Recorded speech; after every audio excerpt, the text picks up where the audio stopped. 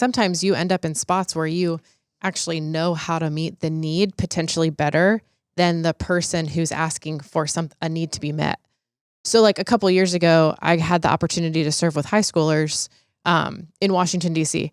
And I remember kind of our host for the experience. One of the things she said to the students was like, hey, so one of our organizational values is when we see folks on the street, we intentionally choose not to give them change or dollars in your pocket or whatever. Instead, we provide them socks and granola bars or something like that.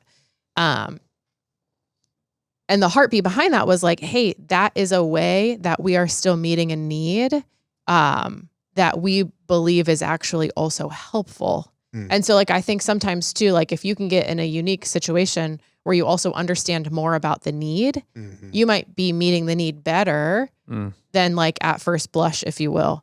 Well, I love that. And that to me is thinking bigger than just about handing stuff out to people. That's about how do we as Christians lift up the dignity of others? How do we provide for their needs, not just make us feel good about we gave something? And I haven't remembered, I forgot about this. I haven't thought about this in years, but I remember there was a guy in a home we used to live in. There was a guy near us, and he was living at this home, but it wasn't his home. It was close to us, like our neighbor. And he lost his job. It was not a good situation. They needed money bad. And I remember going home and telling Jenny, I was like, I feel like we ought to give him some money.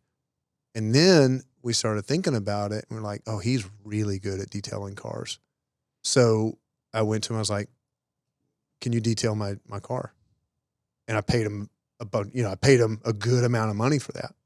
He jumped right on it. But there's two things that happened. He was so proud of the work he did, and he got money.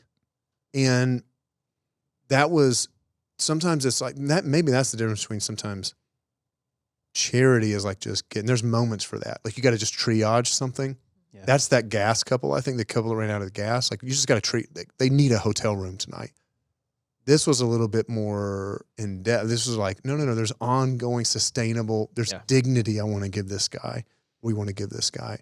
So sometimes it's just thinking more broadly about how we give so that we're lifting up the person, that we're bringing dignity to an honor to their life, not just triaging something. There's also a hero complex too, because it's like, in the end, sometimes we put ourselves in those situations and we feel a sense of superiority. And we have to also be careful that we're always checking that, because it's like everything we have is a gift from God. Yeah. And it's his to do with as he pleases.